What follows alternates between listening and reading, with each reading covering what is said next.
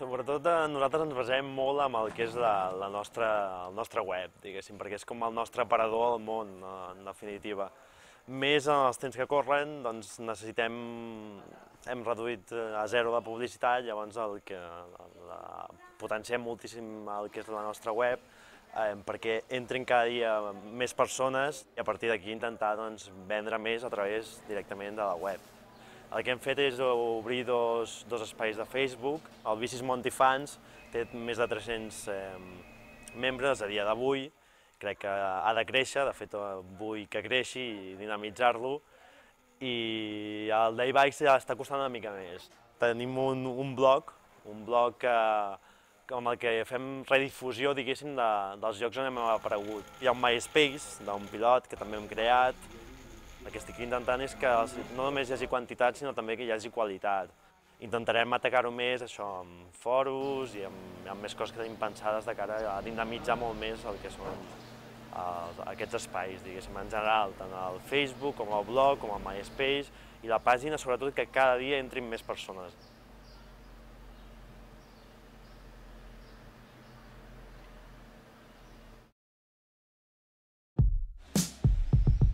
El blog es va inaugurar al setembre del 2008, es va fer la primera publicació.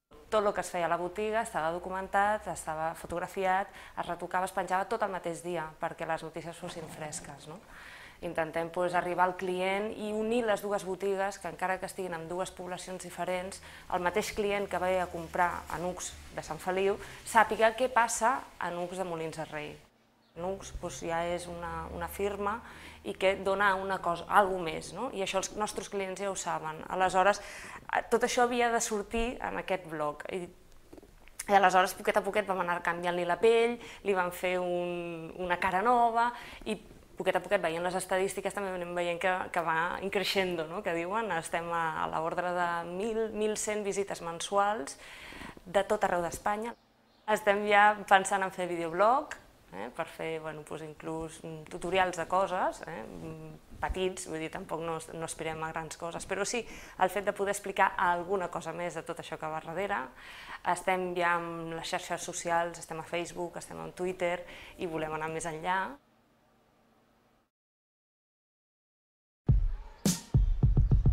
Antes estábamos en una tienda muy pequeñita, de media apenas 16 metros, y bueno, tuvimos que crear una página web para podernos hacer un poquito más grande, y abrirnos al mundo y darnos un poco a conocer.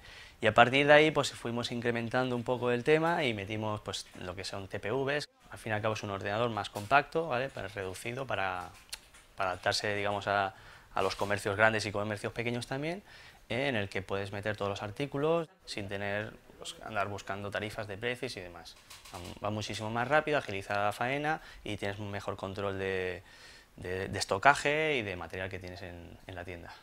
Y luego más adelante pues también incluimos el tema de servicio técnico. Principalmente va dirigida a las pymes, pequeñas y medianas empresas, y también va dirigida a usuario doméstico. Pagas una cuota por ordenador, y realmente lo que tienes es una asistencia técnica telefónica y remota, in situ, en el momento, y los 365 días del año, las 24 horas. O sea que si algún cliente tiene un problema, nos llama mediante chat, le pedimos permiso, accedemos a su ordenador y le verificamos el ordenador, le hacemos una puesta a punto, lo que nos demande. Hemos intentado también hacer nuestra propia página web para que la gente pues ya no tenga que en 2 o 3 clics puedan comprar y llevárselo a casa.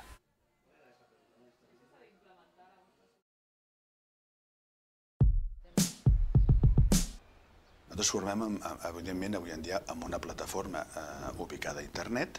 Ja fa força temps que fem servir el Moodle, des que, diguem-ne, d'alguna manera va tindre una versió prou estable i prou fiable. La nostra feina, precisament, és aquesta, és formar i assessorar dintre del que seria la gestió de coneixement plurilingüe. Nosaltres fem formació, el que en diuen formació contínua, és a dir, formació per a professionals, formació per a gent que o està treballant o està buscant feina i, per tant, obligar-los a estar 4, 6, 8 hores davant d'un ordinador és un problema. Aleshores, el que fem d'alguna manera és intentar combinar els dos sistemes.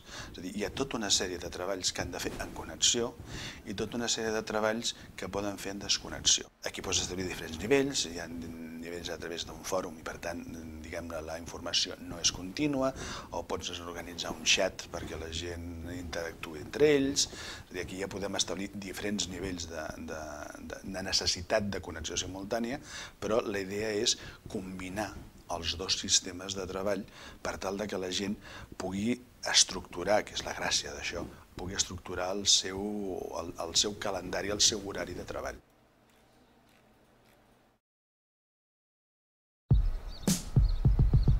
Tenim diverses iniciatives molt recents. Una és la instal·lació de pantalles TFT dintre els autobusos, amb un canal d'informació que nosaltres li diem a vista, que el que fa és que està constantment comunicat amb l'agència ENFE de notícies i el va nodrint de diferents novetats de l'actualitat. Hem inaugurat una petita base en Molins de Rei, al polígon El Pla, i per no haver-hi de tenir vigilància a persones, el que he fet és instal·lar un sistema de videovigilància remot. Tots els vehicles tenen dos aparells, un de localització GPS i un altre de comunicació amb la nostra base. Això permet donar un registre d'on es troba situat i a la vegada és una eina de comunicació amb el conductor. Nosaltres transportem diàriament uns 25.000 viatgers, una petita part accedeixen a la web per obtenir informació i una part d'aquests, un subsegment d'aquests, participen en el fòrum. Va sorgir la idea d'obrir un espai de debat on no només es fessin aportacions dirigides a l'empresa, sinó que pogués sorgir un diàleg entre els diferents usuaris.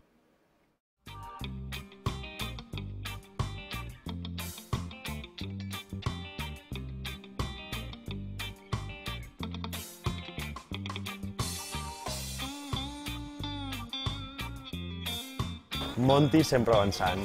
Entra, participa. En PC System, con un tic, se te acabaron los problemas. Si vols arribar a qualsevol persona amb la seva llengua, tens una solució, no un problema.